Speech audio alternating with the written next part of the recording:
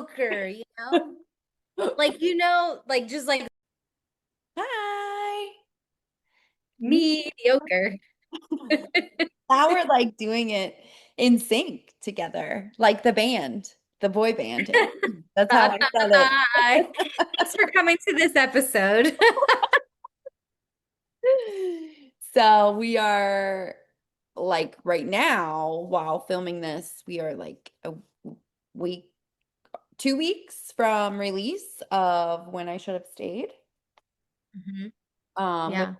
it airs, will be like a week away.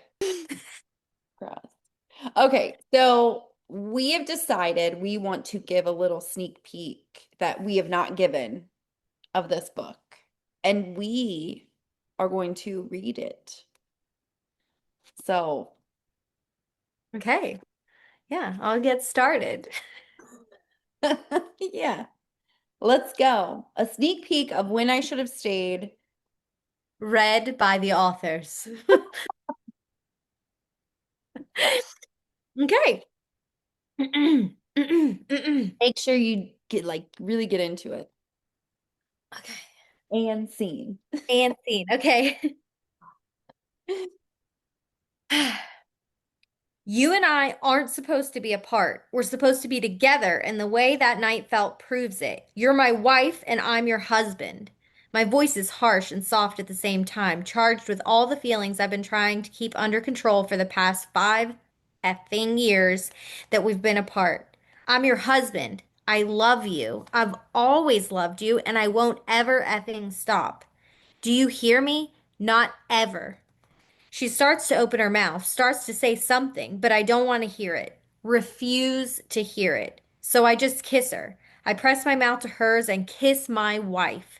And she kisses me right back, her hands going to my collared shirt and gripping the material tightly between two clenched fists. Our mouths are at war and in love at the same time.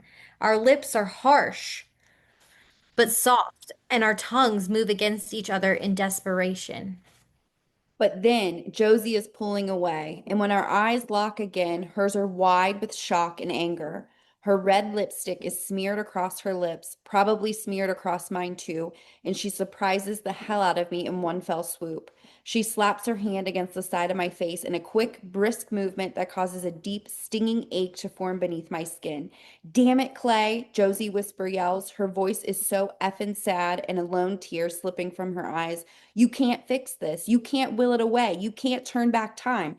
Joe's, no, she snaps. After it happened, you kept right on living, but I'll never be the same. We chose a rough one. Yikes. Yeah, after it happened. Ugh, I'll never be the same. That gave You me goosebumps. right on living. Ugh. I got goosebumps on my arms and legs.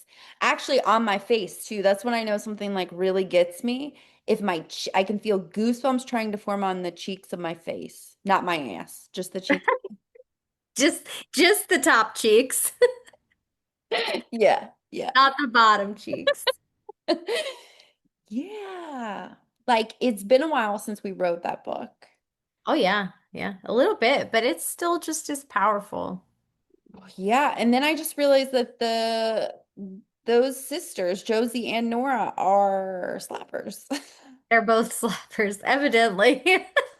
It turns out, which is so funny. I'm not a slapper. I don't think you're really I a don't think slapper I've ever either. slapped Like I'm pretty sure neither one of us has ever hit anyone. Uh, anyone. I've never actually Maybe, been in a physical fight, I don't think.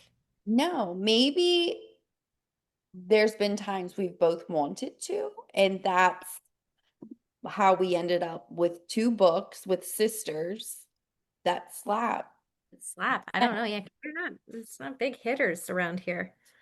Um, Big. honestly, like I've never been in a physical fight. Like I saw many fights when I was in high school. You know, everybody fight, they're Oh fighting, yeah, in the lunchroom. cafeteria. And oh my gosh, the girl fights were always the worst, right? Oh, the And girl. I've been threatened to be beat up before in high school because there was a rumor about me that got started that I was like with some girl's boyfriend. Totally false, guys. Seriously, obviously. So totally false. But there was a rumor that I had been With her boyfriend. her boyfriend. Like I don't know. with.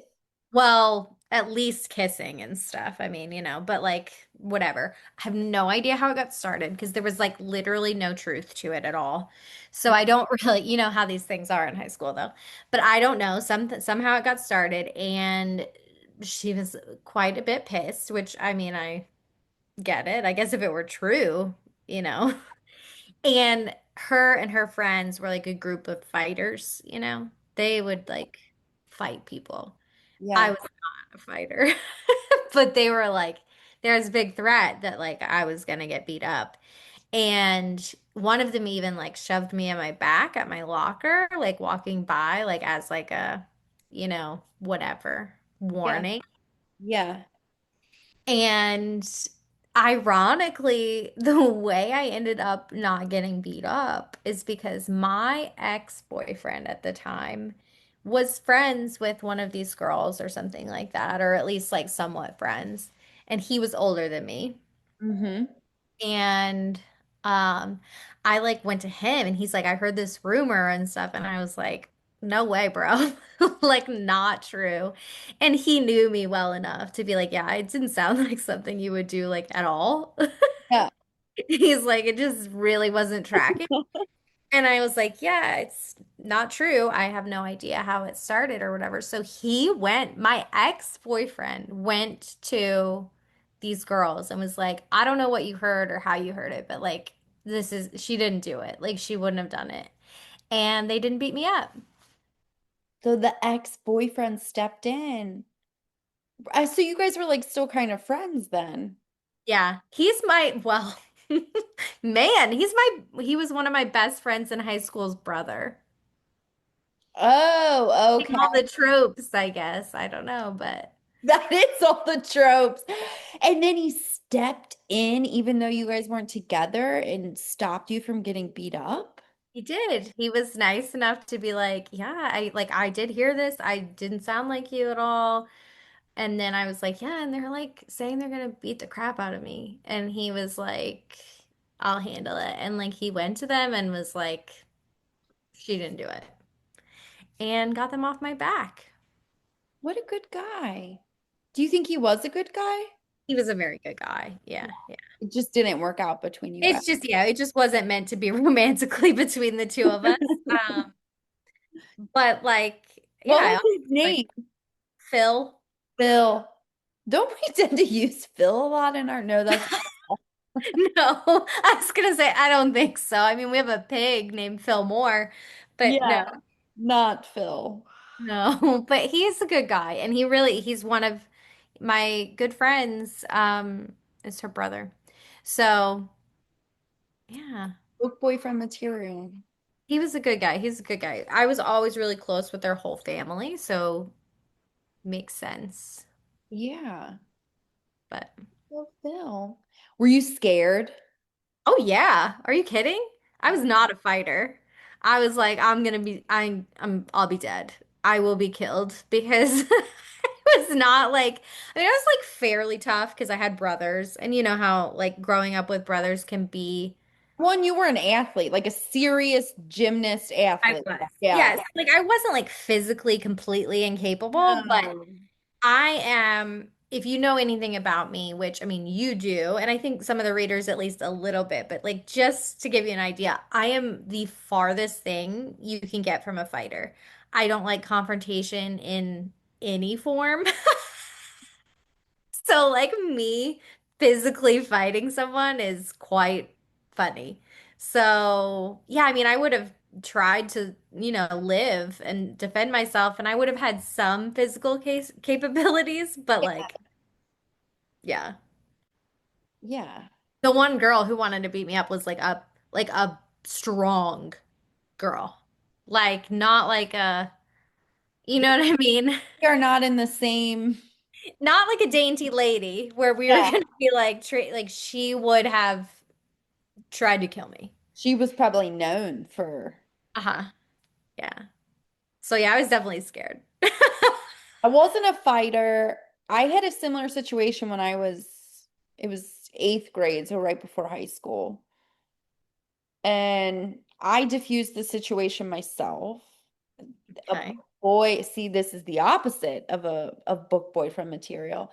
A boy that was my boyfriend, and we had broken up. He was, I guess that it was like a revenge thing. And he told a girl at another school who was known to be a scrappy fighter that I was starting all these nasty rumors about her. And you know, wasn't. I barely knew her. And then she decided she wanted to fight me. And then there was a festival at the end of the school year, like every summer. And she said she was going to be there, ready to fight me. Now, you'd think I would just not go to the festival, but I was determined to go to the Oh festival. my. And I talked my way out of it. Is what I did I mean back then I didn't know what I was scared. I was definitely scared. Like I wasn't a fighter, but Mhm. now I know what I did was just disarming and I just said like I didn't start these rumors and like I'm not a fighter. Like you'll beat the crap out of me. That's what will happen with this. Like Mhm. I have nothing to gain to start rumors about you. Mhm. Um and yeah, and then we were friends whenever we'd see each other around. We ended up at the same high school and we were at like we were not like we were acquaintances. We were friendly. So whenever I'd see her, we were friendly. So sometimes you can disarm people if you're just like, Oh, for sure. And like I definitely tried to say myself in my situation that I had not done it, but nobody wanted to. There was no disarming. At the no, time, it was like, yeah, we'll see you behind the building, dead, kind of thing. So get ready. Yeah. Just get ready. We're get coming. ready. Yeah, Can you hear my daughter? not right now. I'm shocked. She's like singing. My kids were just outside my door talking, so Zoom does a good job apparently of blocking that sound. keeping things quiet. Summertime, summertime. Yeah. Yeah, summer. Busy. Summer is busy. We got this tour coming up. Gloria had her therapy this morning, which went really well. She's really happy with her progress. She is showing, and here's something which sounds, you would think that's not a good thing, but it is for her developmental age. Normally, when her therapist would come over and play with her, Gloria would just, she would even interact with her, but she's actually doing the stranger danger thing. That is good. She wanted to be over by me instead of where she was. Like she was showing she was not a fan of this. hmm So that's good. Like she's making some good progress. And yeah, like I t- I think we're actually both in therapy with this, to be honest with you. Because I told you initially that I got like it would give me anxiety knowing the therapy appointment was coming up. I would have anxiety the whole time. And the her therapist is amazing. She's like so sweet, so reassuring. There's really like no reason to have anxiety with it, but that's just like my personality that I don't know, I get social anxiety. So I would be thinking about the appointment all week. What am I even thinking about it? I don't know. It's like my brain wants to know how the appointment will go before the appointment happens. It's Right. when they're Impossible, but it wants that. Yeah. wants that and so I'm like seeking those things and then you're even trying to see if you can control like you can actually make it go a certain way so then which is doesn't that's not life. hmm But I am over that, truthfully. Like this I honestly think this was the first week that I knew the appointment was this morning. I didn't really think about it until last night. And I even got my writing done this morning, which is like Do you very, think it has something to do with our positivity journey? I wonder if it is. Like, okay, so to clue everybody in, we're on a journey of like, both of us are really self-aware anyway. That's probably what makes it easy to work together, just like off the cuff, because it is a big thing when you bring two personalities and two opinions and all of those things into that. But we're not perfect, but we tend to like realize when we've overstepped or like been irrationally angry or been, you know what I mean? Like we're Yeah. pretty with it. So, we both have noticed that we'd been feeling just like really icky internally. Yes. And then we both realized that we were carrying like a lot of unnecessary negativity into everything, like not for a specific reason either, No. just just carrying that. And so we both like shifted over into a journey of like only positivity and bringing not that something can't be upsetting or that you can't get frustrated with something. That's not is not how it works. But you are entering everything with a positive Yep. mindset in a positive space. Like from the beginning, that's how you enter things. Um, and that's what we've been doing. And we've both been feeling really a lot better, but like you bringing up the changes of how No. you felt better with like I wonder if that's made a bit of a shift. I Just think it's a combination. On it, I do. It probably, because I was trying, right? I knew that I was like getting the social anxiety and I verbalized it to her, which is usually like if that's like step one. Like that's what you do. If you have anxiety, if you can verbalize it out loud to somebody that like you trust, somebody that yeah. If you verbalize it, that actually usually helps you start to work through it. It's better to verbalize it than internalize it. So I think it was partially that because I actually told her that was with Peter's encouragement because I Mhm. would tell him that and he's like, you should actually just tell her that you do get a little bit of anxiety. And I'm like, and I did, and she kind of felt a little bad. And I'm like, but you shouldn't because it's a me thing. Like you're great. Like once you're here and we're in the doing the session and when you leave, like I feel great. Like I'm happy with how everything goes, but it's the build up. Mhm. But I do think it's a combination. Like I think it kind of put me on the fast track of that. So I wasn't even I just knew we had the appointment and I'm Mhm. like I did that was as far as the thought went. Like we have people the only thought I had was I had to vacuum out her playpen because she gets crumbs in there. Like Well, so that's done. a normal thing. I have to do that anyway. So, and it's usually like every 2 weeks I try to do it, which always goes with the appointment. So I'm like, that's how I know I need to vacuum that out. But yeah, I mean, I'm sure it's part of it. Like other things that we both have been trying to do, not looking at our phones first thing in the morning, which makes a huge, huge difference. Has transformed my life. If I'm gonna be like not too dramatic about it, but if you're watching this and you're considering like, I don't know, I kind of start my days feeling a little anxious, like try not being on your phone literally for like the first 30 minutes of your I day. know, like it isn't it doesn't need to be an insane amount of time, but like the first 30 minutes of your day, you don't need to do something drastic like I have to go work out for 30 minutes. No, No, don't do that.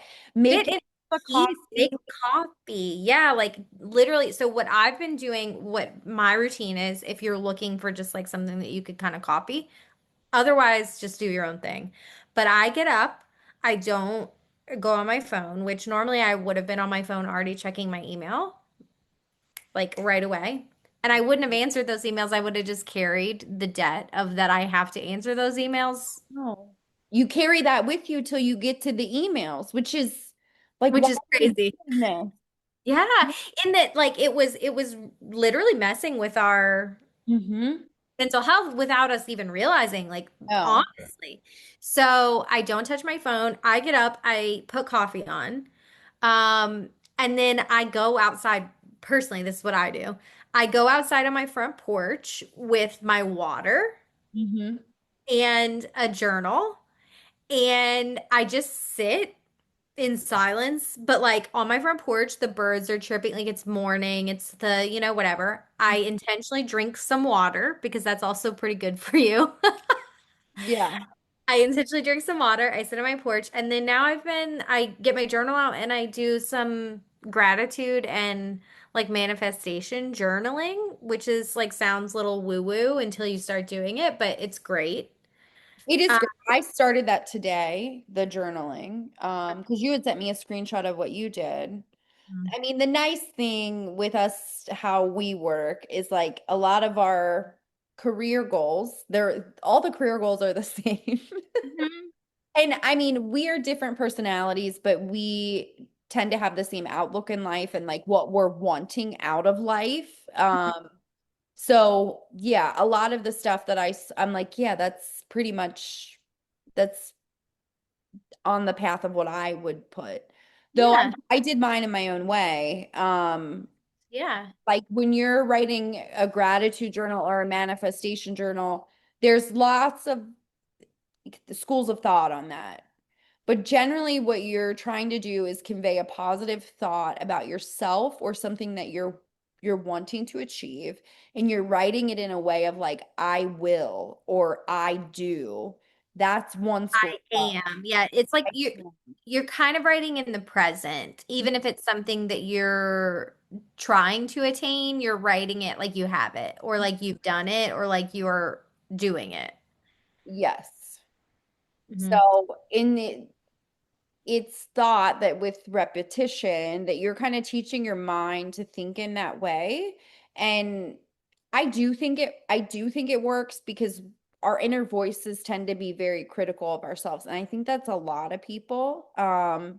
Your inner voice tends to be your harshest critic more than even like your worst enemy. Like, Big time. You yeah, basically talk to yourself in your journal how you would talk to a friend. Like if you're a nice person, which I think probably 99.9% of you are great people, yes, uh, you talk to your friends nicely. And like all this really is in this journal is speaking to yourself in a way that you would right. speak to someone else. Well, how sad is it that most of us internally talk to ourselves, not how we talk to a friend, Exactly.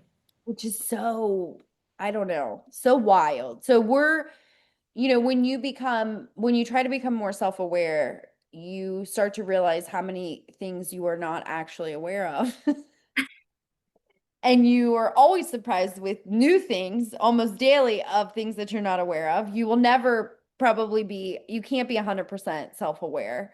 Mhm. But if you're always striving to be self-aware, you're making progress. And I think that's kind of what's led us here. We both just kind of had an epiphany on um what are we doing? Like sometimes we're like creating negative cycles of thought, and it's just like, why are we doing that? Now, Yeah. some of it stemmed just from stress. We're really busy. There's a lot of things going on career-wise. So I get why we were in that type of headspace. Oh my gosh, 100% I understand why we were there. It's just funny that like just cycling your own inner monologue to a different channel Yeah, can totally change the way you're handling the same set of circumstances. for sure. Because I think that's the thing is like it's not that we have great things going on and but we have busyness going on because that's a part of a lot of great things, right? Is a big workload, a lot of busy moments and um I think it's like you realize that we were feeding into the positive of those things, absolutely, but we were also feeding into the negative of those things subconsciously, right? Like not on purpose, but like, oh, I'm so drained, or oh, I'm so like you say such like little simple things, but you say them to yourself and then you carry them. Yes. Um, so like we're just trying not to do that. That's what we're trying not to do. And it's like I felt like I was starting my day out like that. Yeah. Was so we're flipping it. Like especially when you're taking away the phone thing.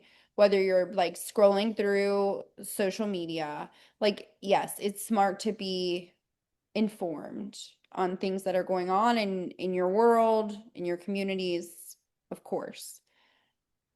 But you shouldn't start your day within like 30 minutes of your day because you don't know what you're going to be faced with. And with the way And the it world is could right now, you could be faced with some negative stuff.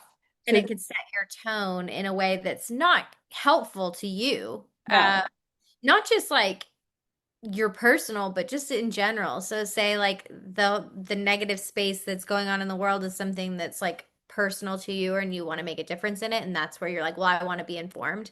I think all those things are really great, but like it's not actually helping you be effective if you're starting out in a very stressed hmm way. Because then we're usually navigating things with fear, with Yeah. fear and anxiety. We're making decisions based off of that. Yeah. Now I think you're starting to cut out a little. Oh, am I? Yeah, but it's all right because we're hitting our time. Okay. Well, anyway, I mean, this is all just like a little bit of a something of I can only speak for myself, right? I feel like that about everything. Generally, that's like how I feel about advice is that I can give you advice on anything, but it's going to be pertinent to myself, right? For And you're going to have to sure. suss it out to make it make sense for you. Yeah, It does. But what I can tell you personally is that making this change has definitely positively impacted the way I feel on a day-to-day basis. me too. 100%. We highly recommend it. So I recommend it. Yeah. And so we highly recommend positive thinking and manifestation journaling. There's so much information out there. So if you're interested in it, a quick Google search will get you all the places. Oh There's yeah. there's like templates you can get for that. And it does not have to be complicated. You can make it Yeah. as simple or as complicated as you want, whatever your vibe is. Yeah, because I don't journal long. We're talking 5 minutes is Five probably. 5 minutes. It takes me 5 minutes. Hmm. Yeah. Um, so those things for sure. When I Should Have Stayed is coming out July 1st. So be on. Right? You can still pre-order. I don't know if any of the tour stops have sold out. I know some were really close. So if you're I'm still more very on close. tour, um, go to our website, look at our appearances, and you'll see all the I've got like a tickle on my throat. You'll see where you can get the tickets for the stops. Other than that, we will see you next week. Yay! Bye. Mediocre, you know? Like, like just like